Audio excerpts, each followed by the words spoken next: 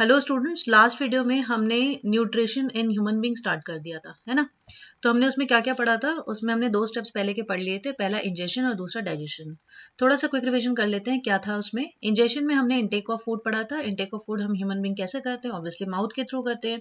Mouth से हमने खाना लिया और हमारे जो सलाइवरी ग्लैंड होता है वो सलाइवा सिक्रीट करता है, और सलाइवा में हमारा एक एंजाइम होता है जिसे सलाइवरी अमाइलेज बोलते हैं। ये बहुत इंपॉर्टेंट है, याद रखना। सलाइवरी अमाइलेज वो क्या करता है, वो कार्बोहाइड्रेट को डाइजेस्ट करता है। तो ये पूछा जाता है कार्बोहाइड्रेट का डाइजेशन कहाँ पे स्टार्ट हुआ, तो वो माउथ में स्टार्ट हो गया। ठीक, फिर उसके बाद क्या होता है, फूड जो है हमारा स्टमक के पास जाता है। किसके थ्रू? उसके माउथ और स्टमक के बीच में क्या कनेक्शन है, जो हमारे ईसोफेगस है, फूड पाइप, है ना, वो उसके थ्रू हमारे स्टमक में फूड जाता है। और एक मूवमेंट भी आपने पढ़ा था, पेरिस्टाल्टिक मूवमेंट, वो जरूर याद रखना। उसके डायरेक्ट डेफिनेशन पूछा जाता है, तो वो ध्यान रखना। ठीक है, अब स्टमक के पास जब फूड गया तो वहां पे तीन हमारे गैस्ट्रिक जूसेस थी, हमने पढ़े थे। गैस्ट्रिक ग्लैंड जो है वो सिक्रीट करता है, वो क्या क्या था, एक था पेप्सिन, दूसरा म्यूकस, और एक हमारा HCl। ठीक, सो HCl क्या है, स्ट्रॉन्ग एसिड है। स्ट्रॉन्ग एसिड जो होता है वो थोड़ा डेंजरस होता है ना। तो वो हमारे पर हमारा जो इनर लाइनिंग ऑफ जो वॉल, ये स्टमक है, स्टमक का वॉल है, वो क्या होता है, वो खराब नहीं होता इस HCl से, उससे कोई प्रॉब्लम नहीं होती। क्यों नहीं होती? क्योंकि स्टमक के पास एक अपना म्यूकस मेम्ब्रेन होता है, म्यूकस लेयर होता है, वो इनर लाइनिंग को प्रोटेक्ट करता है। किससे? HCl से। ठीक, इसके अलावा पेप्सिन जो है वो एक्टिव तभी होगा अगर फूड एसिडिफाइड रहेगा, एसिडिक मीडियम में रहता है। तो एसिडिक मीडियम कौन प्रोवाइड कर रहा है? ये हमारा HCl प्रोवाइड कर रहा है। और HCl का एक और फंक्शन होता है कि वो जो भी फूड हम खाते हैं, अगर उसमें बैक्टीरिया होता है तो ये जो हमारे जो एसिड होता है वो उसे किल कर देता है। ठीक, अब ये जो पार्शली डाइजेस्टेड फूड जो स्टमक में था, वो कहाँ पहुंचा? वो हमारे स्मॉल इंटेस्टाइन में पहुंचा। ठीक है, पार्शली डाइजेस्टेड क्यों बोलते हैं? क्योंकि अभी हमने किसकी डाइजेशन थोड़ा बहुत पढ़ा है। एक हमने पेप्सिन जो है वो प्रोटीन को डाइजेस्ट किया है, और कार्बोहाइड्रेट जो है वो माउथ में डाइजेशन हुआ है। ठीक है, पर ये प्रॉपर डाइजेशन नहीं हुआ है, अभी भी पार्शली डाइजेस्टेड है। अब ये सारे फूड स्मॉल इंटेस्टाइन में पहुंचा। अब देखो आगे क्या हो रहा है। जैसे स्मॉल इंटेस्टाइन में पहुंचा तो स्मॉल इंटेस्टाइन जो होता है वहां पर कंप्लीट डाइजेशन होता है। ठीक है, अभी तक पार्शली डाइजेस्टेड था स्टमक में, अब इसके बाद जब स्मॉल इंटेस्टाइन में आया तो वहां पर हमारा पूरा डाइजेशन प्रोसेस जो है वहीं पे खत्म हो जाता है, वहीं पर पूरा हो जाता है। ठीक है, तो small intestine is a site of complete digestion, ये याद रखना। ये भी वन मार्क क्वेश्चन में पूछा जा सकता है। Okay, now it receives the secretion of 2 glands, that is liver and pancreas. तो ये किसको रिसीव करता है? कुछ जूसेस सिक्रेट करता है, सिक्रेशन जो है वो रिसीव करता है। कंफ्यूज मत होना, देखो एक बार फिर से लाइन देख लो। It receives the secretion of 2 glands. कौन रिसीव कर रहा है? स्मॉल इंटेस्टाइन रिसीव कर रहा है। किसके थ्रू? 2 ग्लैंड है वो सिक्रेट करते हैं। और वो 2 ग्लैंड कौन कौन से हैं? एक लीवर है और दूसरा पैनक्रियाज है। ठीक है, now liver secretes bile which is normally stored in the gall bladder. ठीक है, तो लीवर क्या सिक्रेट कर रहा है? लीवर जो है वो ये सिक्रेट कर रहा है, देखो, हमारा बाइल। ठीक है, सो लीवर जो है वो बाइल सिक्रेट करता है, ध्यान रखना। और which is normally stored in the gall bladder. और ये बाइल जो जूसेस होते हैं कहाँ सिक्रेट होते हैं? ये सॉरी, सिक्रेट जो नहीं, ये स्टोर होते हैं। ठीक है, स्टोर होते हैं, याद रखना। किसकी बात कर रही हूँ? बाइल जो है वो स्टोर कहाँ पर होता है? गॉल ब्लैडर में। और इसको सिक्रेट कौन करता है? लीवर सिक्रेट करता है। ओके, लीवर जो है वो सिक्रेट किसको कर रहा है? बाइल को, है ना। और बाइल स्टोर कहाँ पे हो रहा है? स्टोर कहाँ पे हो रहा है? गॉल ब्लैडर में। ठीक, याद रखना। ठीक है, गॉल ब्लैडर में ना। अब फंक्शन क्या है इस बाइल का, क्या काम होता है? देखो, makes the acidic food alkaline so that pancreatic enzyme can act on it, है ना। अब ये एसिडिक फूड कैसे हुआ भाई? ऊपर से स्टमक से जो खाना है वो एसिडिक फूड था, है ना। क्यों एसिडिक था? क्योंकि HCl प्रेजेंट था, वो क्या कर रहा था, फूड को एसिडिक बना रहा था। इसके बाद हमारे जब फूड स्मॉल इंटेस्टाइन में आता है तो ये बाइल जो है इसको इसमें कन्वर्ट कर देता है, कि इसमें अल्कलाइन में। ठीक है, so that pancreatic enzyme can act on it. अब आपको यहाँ पर आपने देखा ना ये, कि एक और ग्लैंड है जो जो है कुछ सिक्रेशन कर रहा है, तो वो कौन सा ग्लैंड है? पैनक्रियास। तो ये क्या सिक्रेट कर रहा है? ये पैनक्रियाटिक एंजाइम सिक्रेट करता है। ठीक है, तो पैनक्रियाटिक एंजाइम जो है तभी एक्टिव होगा या फंक्शन करता है हमारा, अगर जो फूड है वो एल्कलाइन हो जाता है। और ये एल्कलाइन कौन बना रहा है? ये बाइल बना रहा है। क्लियर है ना, एकदम क्लियर है। ठीक, ये एसिडिक फूड जो है वो एल्कलाइन बनाता है, कौन? Bile, so that pancreatic enzyme जो है उस पे काम कर सके। ठीक है, ना bile salt break the fat present in the food into small globules. अब ये जो बाइल सॉल्ट है ये क्या करते हैं, हमारे जो फूड है इनको स्मॉल ग्लोब्यूल्स में ब्रेक करते हैं। ठीक है, जिसके वजह से make it easy for enzyme to act and digest him. तो अब ये क्या कर रहा है, ये स्मॉल ग्लोब्यूल्स में जब कन्वर्ट हो जाता है हमारा फैट, तो ये क्या होता है, एंजाइम फॉर इसको इजीली और ब्रेक डाउन कर सकते हैं और इजीली डाइजेशन हो सकता है। ठीक है, तो ये पूरे प्रोसेस को क्या कहते हैं? इमल्सिफिकेशन कहते हैं। पूरे प्रोसेस को क्या कहते हैं? इमल्सिफिकेशन। ध्यान रखना, ये डेफिनेशन आता है। डेफिनेशन, ठीक है। तो इसको जरूर से पढ़ लेना एक बार कि व्हाट इज एमल्सिफिकेशन। कुछ नहीं होता है, ये प्रोसेस है जिसमें हमारा बाइल सॉल्ट जो है वो जो फैट को स्मॉल ग्लोब्यूल्स में ब्रेक कर देता है, जिससे कि उनके ऊपर एंजाइम इजीली एक्ट कर सके और डाइजेस्ट कर सके। किसको डाइजेस्ट कर सके? फैट को, ठीक है।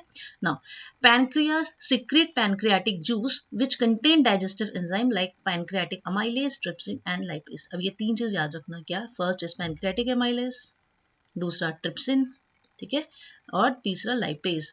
तो पैनक्रिया जो है वो सिक्रीट करता है पैनक्रियाटिक जूस, जो कंटेन किसको करता है? डाइजेस्टिव एंजाइम करता है।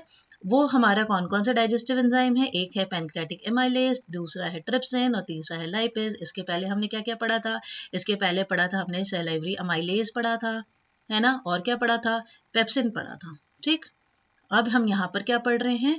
यहाँ पर हम पैनक्रियाटिक अमाइलेज पढ़ रहे हैं और ट्रिप्सिन, और लास्ट हमारा लाइपेज। तो ये चीजें याद रखना। ये तीनों जो हैं ये कहाँ पे हैं? ये स्मॉल इंटेस्टाइन में, और ये पहला वाला माउथ में और दूसरा वाला जो है ये कहाँ पर था? स्टमक में, ठीक है। कोई कंफ्यूजन नहीं है ना? होना भी नहीं चाहिए, है कि नहीं? चलो, सो पैनक्रियाटिक अमाइलेज जो है वो किस में कन्वर्ट कर रहा है? किसको कन्वर्ट कर रहा है? स्टार्च को ग्लूकोज में कन्वर्ट कर रहा है। ट्रिप्सिन जो है वो क्या कर रहा है? प्रोटीन को अमीनो एसिड में। और लाइपेज जो है वो ब्रेक डाउन करता है इमल्सिफाइड फैट्स को फैटी एसिड में। इमल्सिफाइड फैट्स क्यों लिखा? क्योंकि इसके ऊपर देखा था ना, ये इमल्सिफाई कौन कर रहा है? बाइल कर रहा है, ठीक है। सिर्फ फैट नहीं लिखना, इमल्सिफाइड फैट लिखना, क्योंकि दोनों में डिफरेंस है। दोनों में क्या डिफरेंस है? ये स्मॉल ग्लोब्यूल्स ऑफ फैट्स हैं, है ना, ये स्मॉल ग्लोब्यूल्स ऑफ फैट है, और इसको कौन स्मॉल ग्लोब्यूल्स बना रहा है, कन्वर्ट कर रहा है? वो बाइल करता है। ये पूछ सकते हैं, ठीक है।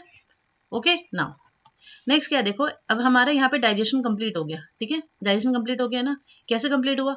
देखो, जो हमारा स्टार्च था वो ग्लूकोज में कन्वर्ट हुआ, प्रोटीन जो है वो अमीनो एसिड में, और जो हमारे एमल्सिफाइड फैट है वो फैटी एसिड्स में।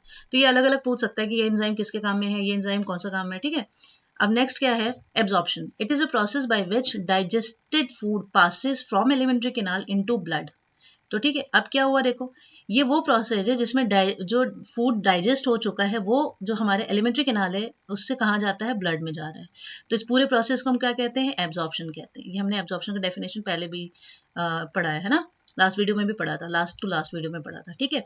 तो यहाँ पर क्या हो रहा है? एब्जॉर्प्शन हो रहा है। एब्जॉर्प्शन मतलब क्या हुआ? जो भी डाइजेस्टेड फूड था वो एलिमेंट्री कैनाल से कहाँ चला गया? ब्लड में चला गया। चलो, ब्लड में तो चला गया। अब क्या होता है आगे देखो, the lining of the small intestine has a numerous finger like projection called villi. अब जो स्मॉल इंटेस्टाइन की जो लाइनिंग है वहां पर बहुत सारे फिंगर लाइक प्रोजेक्शन होते हैं। अच्छा, ये जो विलाई होते हैं बहुत रीचली सप्लाइड ऑफ ब्लड वेसल्स होते हैं, ठीक है।